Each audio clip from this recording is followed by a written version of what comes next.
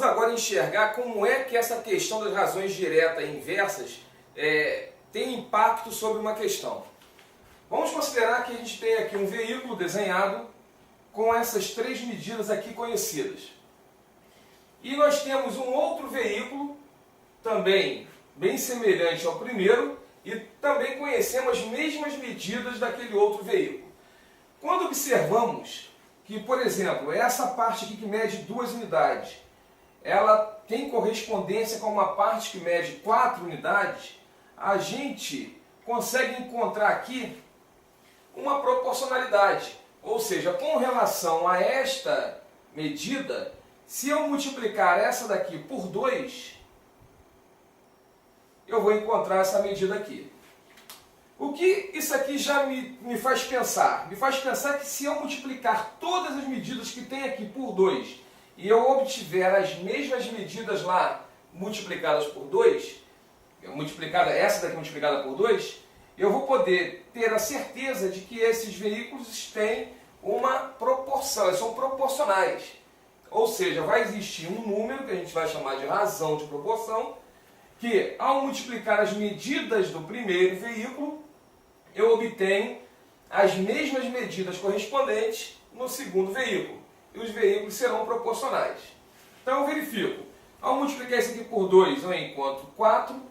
Ao multiplicar essa outra altura aqui por 2, eu encontro 10, que é a mesma medida que está lá. E ao multiplicar este comprimento aqui por 2, eu encontro esse comprimento aqui que mede 20. Então, com relação a estas medidas, eu posso dizer que esses veículos, essas figuras, são proporcionais. Logicamente, vai precisar de mais informações. Se essa aqui também é o dobro dessa, se o raio da roda é o dobro do outro. Tá, mas considerando essas três medidas aqui, eu posso acreditar que possa existir uma proporcionalidade entre os veículos. E qual é a razão de proporcionalidade? A razão, que eu vou chamar aqui de Q, igual a 2.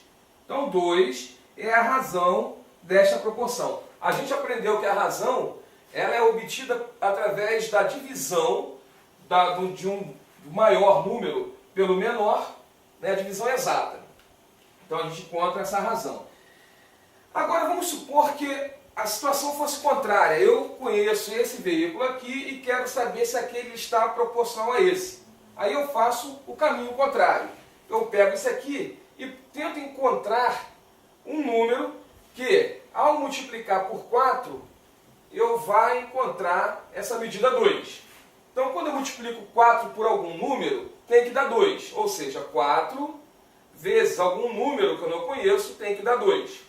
Se a gente resolver essa equaçãozinha aqui, a gente vai encontrar x igual a 2 sobre 4, que é igual a 1 sobre 2. Se todas as medidas desse veículo, quando multiplicadas por 1 sobre 2, resultar nas medidas respectivas no veículo menor, eu posso também dizer que são proporcionais. Só que nesse caso a razão não vai ser 2, vai ser 1 sobre 2. Então vamos observar aqui. Se eu multiplicar o 10 por 1 sobre 2, de fato, eu vou encontrar 5.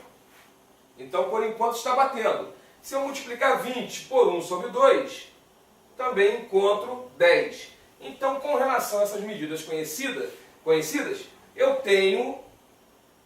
eu posso dizer que o meu Q', a minha razão dessa segunda situação, é 1 sobre 2. Tá, agora vamos observar.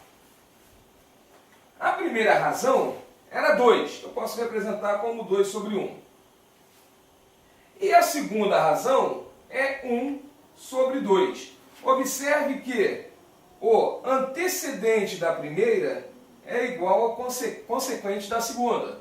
E o consequente da primeira é igual ao antecedente da segunda. Desta maneira eu posso dizer que essas razões são inversas. Uma é o inverso da outra. Tá? Então, para que serve isso? Serve o seguinte: se eu multiplico um veículo por um número inteiro e ele aumenta, ao multiplicar as medidas desse veículo maior pelo inverso daquele número que eu encontrei, vai me resultar nas medidas do menor veículo. Tá? Por isso que é inversa, é o sentido inverso do processo que eu estou seguindo. Se eu multiplico por um número, obtenho as medidas maiores, que serão proporcionais, ao multiplicar pelo inverso, eu volto para o veículo nas medidas originais. Então, nessas condições, eu tenho razões inversas. A gente vai entender a aplicabilidade deste assunto em diversas questões aí de regra de 3, questões de funções. A gente vai ter função inversa e vai ver essas coisas acontecerem. Tá bom? Mas o importante é ter em mente isso aí.